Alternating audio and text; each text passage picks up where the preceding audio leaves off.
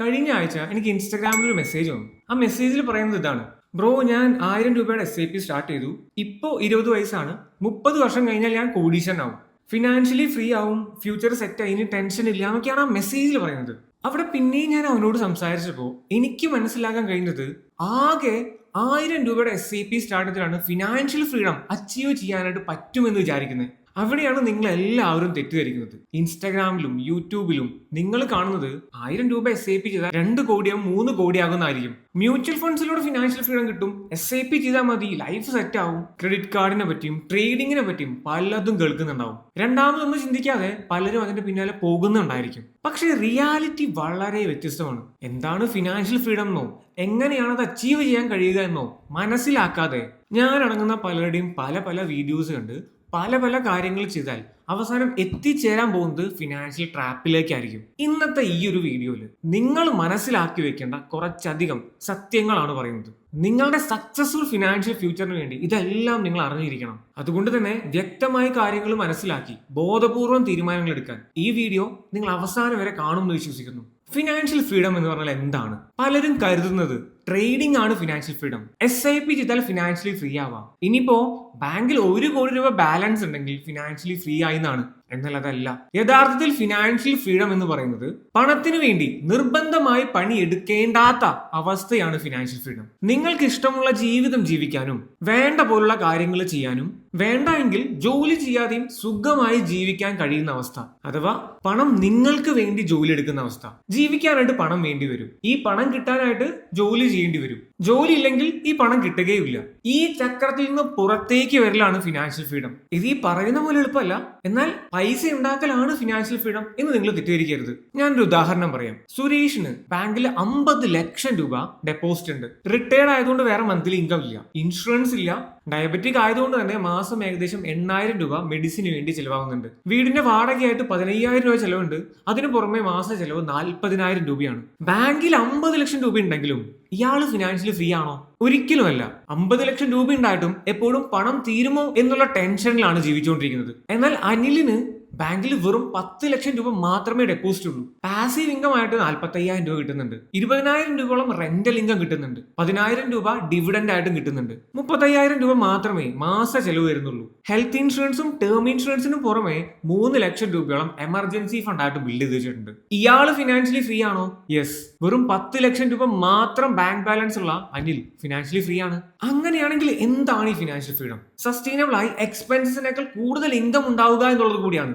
Emergency situations handle ചെയ്യാനായിട്ട് പറ്റണം. ലൈഫിന്റെ അൺസർട്ടനിറ്റി മാനേജ് ചെയ്യാൻ പറ്റണം. ഫ്യൂച്ചർ സെക്യൂർ ആക്കണം.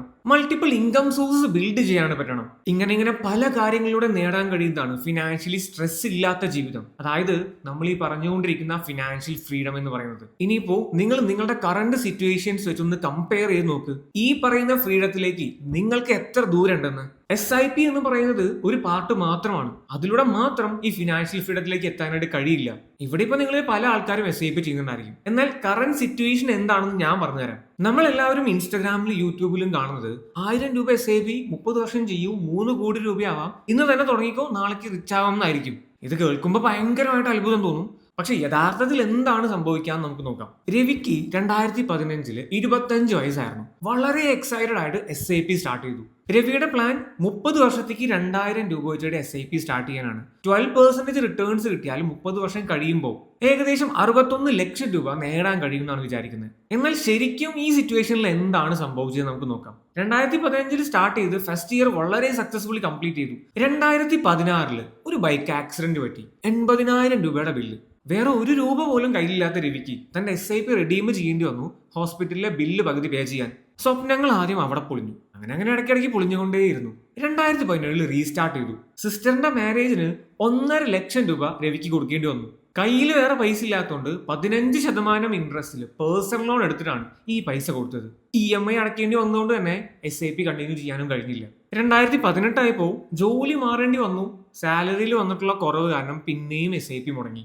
അങ്ങനെ സമയം കഴിഞ്ഞ് ഇപ്പോ 2025 ആയപ്പോ 10 വർഷം കഴിഞ്ഞിരിക്കുന്നു. എന്തായിരിക്കും രവിയുടെ സിറ്റുവേഷൻ? നിങ്ങൾ തന്നെ നോക്കിച്ചു നോക്ക്. SIP കോർപ്പസ് ആയിട്ട് വലിയ 0, കൊടുത്തു വീട്ടാനായിട്ട് 3 ലക്ഷം രൂപയുടെ കടവും. സ്വപ്നങ്ങളെല്ലാം അവിടെ തന്നെ നിൽക്കുന്നുണ്ട്.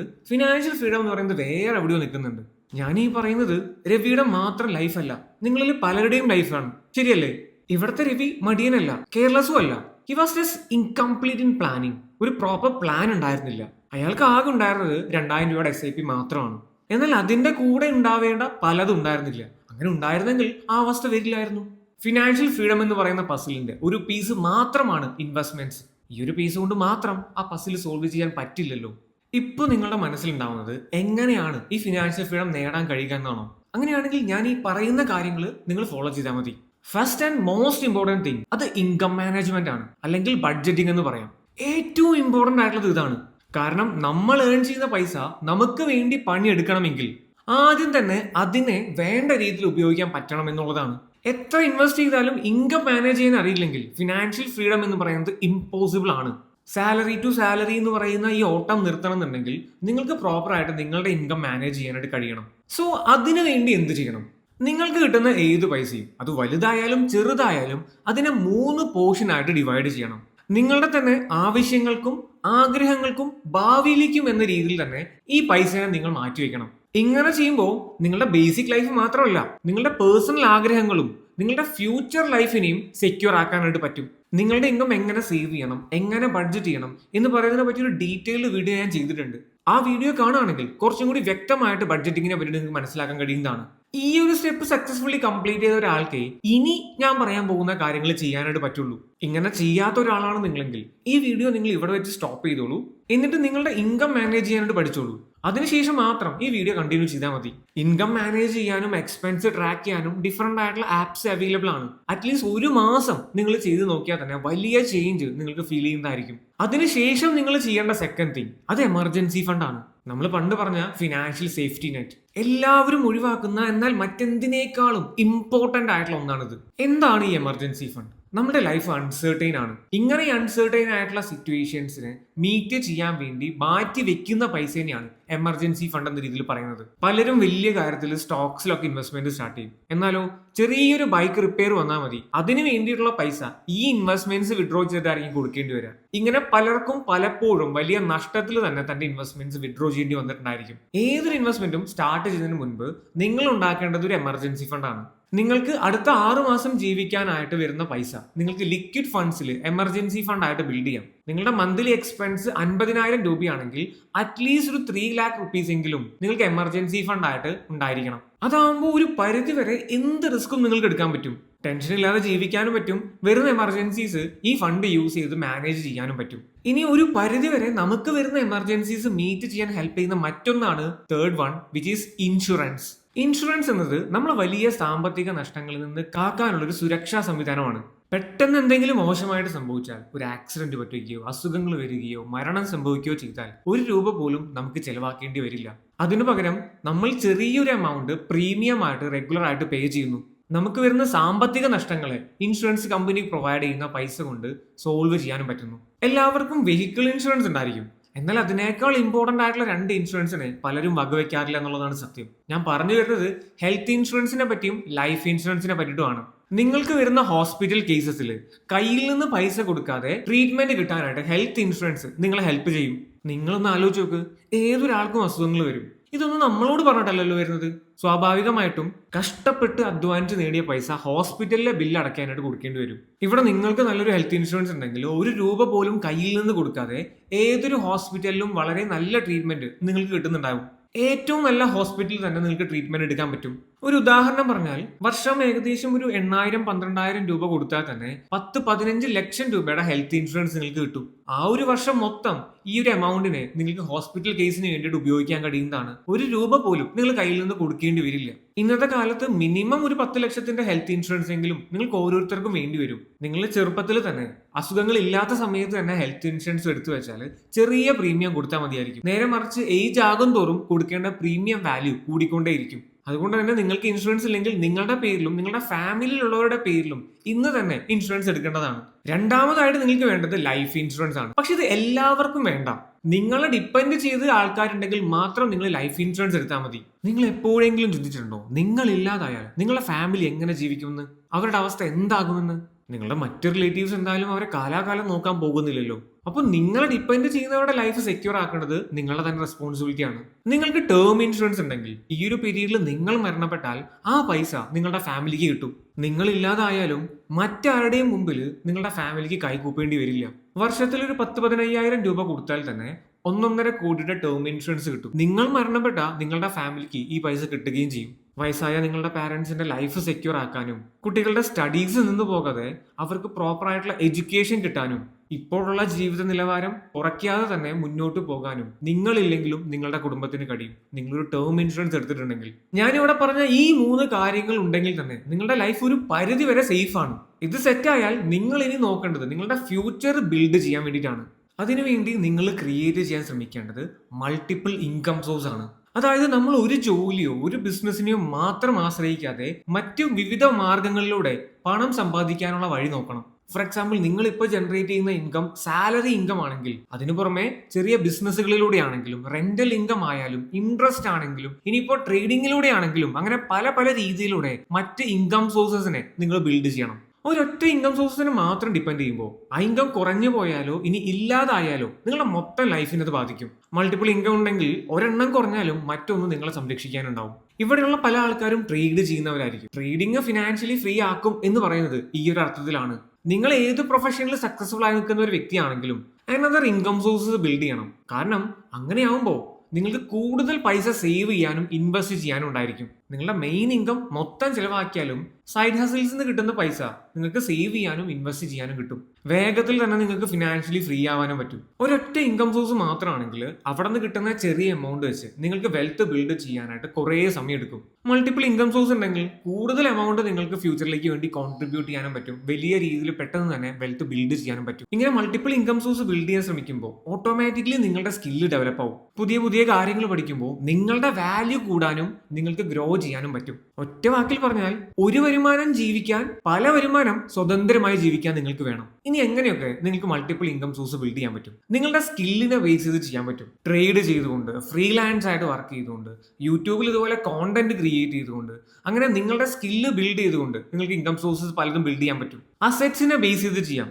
റെന്റൽ ഇൻകം പോലെ, ഡിവിഡൻഡ് ഇൻകം പോലെ നിങ്ങൾക്ക് എക്സ്ട്രാ സോഴ്സ് ബിൽഡ് ചെയ്യാം. ചെറിയ ചെറിയ ബിസിനസ്സുകളായിട്ട് ഡ്രോപ്പ് ഷിപ്പിംഗ് പോലെ, അഫിലിയേറ്റഡ് മാർക്കറ്റിംഗ് പോലുള്ള ഓപ്ഷൻസും നിങ്ങൾക്ക് മൾട്ടിപ്പിൾ ഇൻകം ബിൽഡ് ചെയ്യാൻ ഹെൽപ്പ് ചെയ്യുന്നതായിരിക്കും. സിംഗിൾ ഇൻകത്തിന് മാത്രം ഡിപ്പെൻഡ് ചെയ്യുന്ന ഒരാളാണെങ്കിൽ multiple income source slowly build ചെയ്യാനും ഗ്രാജുവലി അതിനെ സ്കെയിൽ ചെയ്യാനാണ് നിങ്ങൾ ശ്രമിക്കേണ്ടത്. ഇത്രയും ആയി കഴിഞ്ഞാൽ ഇനി ഫ്യൂച്ചറിലേക്ക് വെൽത്ത് ബിൽഡ് ചെയ്യാനായിട്ട് നമുക്ക് ഫോക്കസ് ചെയ്യാം. അതിനുവേണ്ടി നിങ്ങൾ അടുത്ത് ചെയ്യേണ്ടത് റിട്ടയർമെന്റ് പ്ലാനിംഗ് ആണ്. നിങ്ങൾ ഏത് ജോലി ചെയ്യുന്ന ഒരാളാണെങ്കിലും ഒരു സമയം കഴിയുമ്പോൾ നിങ്ങൾക്ക് എന്തായാലും റിട്ടയർ ചെയ്യേണ്ടി വരും. നിങ്ങളുടെ പ്രായം, നിങ്ങളുടെ ആരോഗ്യം ഇതെല്ലായ്പ്പോഴും വളരെ ആക്റ്റീവായിട്ട് വർക്ക് ചെയ്യാൻ നിങ്ങളെ സമ്മതിക്കണം എന്നില്ല. ഇനിയിപ്പോൾ ഇങ്ങനെ നിങ്ങൾ റിട്ടയർ ആയാലും നിങ്ങൾക്ക് ചെലവുകൾ ഉണ്ടാവില്ലേ? അത് നമുക്ക് അവോയ്ഡ് ചെയ്യാൻ കഴിയില്ലല്ലോ. അതുകൊണ്ട് തന്നെ ആ ചെലവുകളെ മുന്നിൽ കണ്ടുകൊണ്ട് ഇപ്പോൾ തന്നെ നിങ്ങൾ അതിനു വേണ്ടി ഇൻവെസ്റ്റ്മെന്റ്സ് സ്റ്റാർട്ട് ചെയ്യണം. നിങ്ങളുടെ ഇപ്പോഴത്തെ ലൈഫ് സ്റ്റൈൽ അതേപോലെ തന്നെ മുന്നോട്ട് കൊണ്ടുപോകണമെന്നുണ്ടെങ്കിൽ അതിനനുസരിച്ച് തന്നെ നിങ്ങൾ റിട്ടയർമെന്റ് കോർപ്പസ് കാൽക്കുലേറ്റ് ചെയ്യണം. ഫോർ എക്സാമ്പിൾ, നിങ്ങൾക്ക് ഇപ്പോൾ 30 വയസ്സാണ് പ്രായം എന്ന് വിചാരിക്കും. 55-ാമത്തെ വയസ്സിലാണ് നിങ്ങൾ റിട്ടയർമെന്റ് പ്ലാൻ ചെയ്യുന്നത്. ഇപ്പോ മാസം നിങ്ങൾക്ക് 50,000 രൂപ ചെലവ് വരുന്നുണ്ടെങ്കിൽ 55-ാമത്തെ വയസ്സിൽ, അതായത് 25 വർഷം കഴിയുമ്പോൾ ഇതേ ചെലവ് നടത്തണമെന്നുണ്ടെങ്കിൽ നിങ്ങൾക്ക് അന്ന് 2,23,000 രൂപ മാസം ഉണ്ടായിരിക്കണം. ഇൻഫ്ലേഷനെ കൺസിഡർ ചെയ്ത് ഇതേ ലൈഫ് സ്റ്റൈൽ കിട്ടാനാണ് ആ എമൗണ്ട് വേണ്ടത്. ഇനി ഇതിനേക്കാൾ ബെറ്റർ ലൈഫ് സ്റ്റൈൽ വേണമെങ്കിൽ കൂടുതൽ എമൗണ്ട് നിങ്ങൾക്ക് വേണ്ടി വരും. റിട്ടയർമെന്റിന് ശേഷം ഒരു 25 വർഷം കൂടി മുന്നിലോട്ട് കാണുകയാണെങ്കിൽ ഈ ഒരു പീരീഡിൽ ഏകദേശം 6,69,00,000 നിങ്ങൾക്ക് റിട്ടയർമെന്റ് കോർപ്പസ് ആയിട്ട് വേണം. അതായത് 55-ാമത്തെ വയസ്സിൽ റിട്ടയർ ആയിട്ട് സുഖമായിട്ട് ജീവിക്കണമെങ്കിൽ 55-ാമത്തെ വയസ്സിൽ നിങ്ങളുടെ കയ്യിൽ ഈ 6,69,00,000 രൂപ ഉണ്ടായിരിക്കണം. ഇങ്ങനെ ഒരു എമൗണ്ട് റിട്ടയർമെന്റ് കോർപ്പസ് ആയിട്ട് ബിൽഡ് ചെയ്യണമെന്നുണ്ടെങ്കിൽ അടുത്ത 25 വർഷം നിങ്ങൾ SIP ആയിട്ടാണ് ഇൻവെസ്റ്റ് ചെയ്യുന്നതെങ്കിൽ മാസം 30,000 രൂപയെങ്കിലും ഇൻവെസ്റ്റ് ചെയ്തിട്ടുണ്ടായിരിക്കണം. ഇപ്പോൾ നിങ്ങളൊന്ന് ആലോചിച്ച് നോക്ക്, ഞാൻ സ്റ്റാർട്ടിങ്ങിൽ പറഞ്ഞ കാര്യം. 1000 രൂപ SIP നിങ്ങളെ ഫിനാൻഷ്യലി ഫ്രീ ആക്കുമോ? ഇവിടെ റിട്ടയർമെന്റ് കോർപ്പസ് ബിൽഡ് ചെയ്യാനായിട്ട് നിങ്ങൾക്ക് 2 ഓപ്ഷൻസ് ഉണ്ട്. ഇക്വിറ്റി ഇൻവെസ്റ്റ്മെന്റ്സ് ഫോക്കസ് ചെയ്താൽ ഗ്രോത്ത് നിങ്ങൾക്ക് കൂടുതൽ കിട്ടുന്നുണ്ടായിരിക്കും. ഈ പറഞ്ഞ പീരീഡിൽ ഏകദേശം 12 മുതൽ 15% വരെ റിട്ടേൺസ് ആനുവലി നിങ്ങൾക്ക് ലോങ് റണ്ണിൽ ജനറേറ്റ് ചെയ്യാൻ പറ്റും. മറ്റൊരു ഓപ്ഷനാണ് പബ്ലിക് പ്രൊവിഡന്റ് ഫണ്ട്. സേഫർ ആയിട്ട് ടാക്സ് ഫ്രീ ആയിട്ട് ഇൻവെസ്റ്റ് ചെയ്യാൻ നിങ്ങൾക്ക് കൺസിഡർ ചെയ്യാൻ പറ്റുന്ന ഒരു ഓപ്ഷനാണിത്. നമ്മൾ ഈ പറഞ്ഞ കാര്യങ്ങളെ പറ്റി കൂടുതൽ നിങ്ങൾക്ക് അറിയാൻ താല്പര്യം ഉണ്ടെങ്കിൽ താഴെ കമന്റ് ബോക്സിൽ പറഞ്ഞാൽ മതി, ഞാൻ നിങ്ങളെ ഹെൽപ്പ് ചെയ്യാം. നമ്മുടെ ആഗ്രഹങ്ങൾ നേടണമെന്നുണ്ടെങ്കിൽ വെറുതെ എവിടെയെങ്കിലും എത്രയെങ്കിലും രൂപ ഇൻവെസ്റ്റ് ചെയ്തിട്ട് കാര്യമില്ല. പകരം നമ്മളുടെ ഗോൾസിനെ ബേസ് ചെയ്തുകൊണ്ട് തന്നെ ഇൻവെസ്റ്റ്മെന്റ്സ് പ്ലാൻ ചെയ്യണം. ഇങ്ങനെ ഈ പറഞ്ഞ കാര്യങ്ങളൊക്കെ ചെയ്തുകൊണ്ടിരിക്കുമ്പോൾ തന്നെ നമ്മൾ ശീലിക്കേണ്ട മറ്റൊരു കാര്യമുണ്ട്. അത് ഡെറ്റ് മാനേജ്മെന്റ് ആണ്. കടം എടുക്കുന്നത് കൺട്രോൾ ചെയ്യുക എന്ന് പറയുന്നത്. നിങ്ങളുടെ ലിമിറ്റിന് പുറത്തേക്ക് കടം വാങ്ങി ജീവിക്കാൻ പോയാൽ നമ്മൾ ഈ പറഞ്ഞ കാര്യങ്ങളൊന്നും തന്നെ നിങ്ങൾക്ക് നേടാൻ കഴിയില്ല എന്നുള്ളതാണ് സത്യം. പലരും കടത്തിൽ നിന്ന് കടത്തിലോട്ടായിരിക്കും മൂടിക്കൊണ്ടിരിക്കുന്നത്. അത് എത്രയും പെട്ടെന്ന് തന്നെ സോൾവ് ചെയ്തെങ്കിലും ഒരിക്കലും നിങ്ങളുടെ ലൈഫ് ബെറ്റർ ആവില്ല. നിങ്ങളുടെ ഇൻകത്തിന്റെ 35% കൂടുതൽ നിങ്ങൾക്ക് മാസം EMI അടയ്ക്കേണ്ടി വരുന്നുണ്ടെങ്കിൽ നിങ്ങൾ ഇപ്പോൾ ഉള്ളത് ഫിനാൻഷ്യലി ഡേഞ്ചറസ് ആയിട്ട് സിറ്റുവേഷനിലാണ്. വലിയ ഇൻട്രസ്റ്റ് ഉള്ള പേഴ്സണൽ ലോൺ പോലത്തെ ലോണുകൾ ഉണ്ടെങ്കിൽ അത് എത്രയും പെട്ടെന്ന് തന്നെ ക്ലോസ് ചെയ്യാനായിട്ട് ശ്രമിക്കണം. നിങ്ങൾക്ക് കിട്ടുന്ന ബോണസ് എമൗണ്ടോ അല്ലെങ്കിൽ മന്ത്ലി സർപ്ലസ് വരുന്ന എമൗണ്ടോ കൂട്ടി അടച്ചുകൊണ്ട് തന്നെ ഈ എക്സിസ്റ്റിംഗ് ലോൺ ക്ലിയർ ചെയ്യാനായിട്ട് നിങ്ങൾ ശ്രമിക്കണം. കൂടുതൽ കടം വാങ്ങുന്നത് നിങ്ങളുടെ തന്നെ ഗ്രോത്തിനെ ഇല്ലാതാക്കുന്ന ഒന്നാണ്. ഡെറ്റ് മാനേജ്മെന്റിനെ പറ്റി കൂടുതൽ അറിയണമെന്നുണ്ടെങ്കിൽ താഴെ പറഞ്ഞാൽ മതി. വളരെ ഡീറ്റെയിൽഡ് ആയിട്ട് നമുക്ക് നെക്സ്റ്റ് വീഡിയോ പ്രിപ്പയർ ചെയ്യാം. ഇനി ഇതിൻ്റെ ഒക്കെ കൂടെ ഒരു ബോണസ് ടിപ്പായിട്ട് പറയുകയാണെങ്കിൽ നിങ്ങളുടെ സ്കില്ല് ഡെവലപ്പ് ചെയ്യാനും നോളജ് ഇംപ്രൂവ് ചെയ്യാനും റെഗുലർ ആയിട്ട് നിങ്ങൾ ശ്രമിച്ചുകൊണ്ടിരിക്കണം. കാരണം പേഴ്സണൽ ഗ്രോത്ത് എന്ന് പറയുന്നത് സക്സസ്ഫുൾ ലൈഫിന് വളരെ അനിവാര്യമാണ്. ഞാനിവിടെ പറഞ്ഞ ഏതൊരു കാര്യവും റെഗുലർ ആയിട്ട് ചെയ്യണമെന്നുണ്ടെങ്കിൽ നിങ്ങളുടെ ഡെഡിക്കേഷനും ഡിറ്റർമിനേഷനും കൂടി ഉണ്ടാവണം. ഇത്രയും കേട്ടപ്പോൾ നിങ്ങൾക്ക് എന്താ തോന്നുന്നത്? ഇവിടെ പറഞ്ഞ ഏതെങ്കിലും ഒരു കാര്യം മതിയാകുമോ നിങ്ങൾ പറയുന്ന ഫ്രീഡത്തിലേക്ക്? ഞാൻ പറഞ്ഞ ഇത്രയും കാര്യങ്ങൾ മനസ്സിലായാൽ ഇനി നിങ്ങൾ ചെയ്യേണ്ടത് ഒരു ആക്ഷൻ പ്ലാൻ പ്രിപ്പയർ ചെയ്യുക എന്നുള്ളതാണ്. എല്ലാം ഒരുമിച്ച് ചെയ്യാനായിട്ട് കഴിയില്ല. പകരം സ്റ്റെപ്പ് ബൈ സ്റ്റെപ്പ് ആയിട്ട് ഓരോന്ന് ചെയ്യാൻ ശ്രമിക്കാം. ഞാനിവിടെ ഡിസ്കസ് ചെയ്തത് പ്രയോറിറ്റീസിനെ ബേസ് ചെയ്തിട്ടാണ്. അതേ രീതിയിൽ തന്നെ നിങ്ങൾക്ക് ഇല്ലാത്തത് എന്തൊക്കെയാണോ അത് ബിൽഡ് ചെയ്യാനാണ് നിങ്ങൾ ഇനി ശ്രമിക്കേണ്ടത്. 1000 രൂപയുടെ SIP ചെയ്തുകൊണ്ട് നിങ്ങൾ ഒരിക്കലും റിച്ച് ആവാൻ പോകുന്നില്ല. അതുമാത്രം നിങ്ങളെ ഫിനാൻഷ്യലി ഫ്രീ ആക്കാനും പോകുന്നില്ല. നമ്മുടെ ഈ ലൈഫ് എന്ന് പറയുന്നത് ഒരു മാരത്തോൺ ആണ്. ഓവർനൈറ്റ് സക്സസ് നമുക്ക് ഇവിടെ എക്സ്പെക്ട് ചെയ്യാനായിട്ട് കഴിയില്ല. ഡിസിപ്ലിൻഡ് ആയി കൺസിസ്റ്റന്റ്ലി കാര്യങ്ങൾ ചെയ്താൽ മാത്രമേ ഈ സക്സസ് എന്ന് പറയുന്നതിലേക്ക് എത്താനായിട്ട് കഴിയുള്ളൂ. ഇവിടെ നമ്മൾ ഡിസ്കസ് ചെയ്ത മിക്ക കാര്യങ്ങളുടെയും വീഡിയോ ഞാൻ ഡീറ്റെയിൽ ആയിട്ട് ചെയ്തിട്ടുണ്ട്. നിങ്ങൾക്ക് എന്തെങ്കിലും ഡൗട്ട്സ് ഉണ്ടെങ്കിൽ തീർച്ചയായിട്ടും ആ വീഡിയോസ് കാണേണ്ടതാണ് കേട്ടോ. ഈ വീഡിയോ നിങ്ങൾക്ക് യൂസ്ഫുൾ ആയാൽ വേണ്ട രീതിയിൽ സപ്പോർട്ട് ചെയ്യണേ. Until next time, by.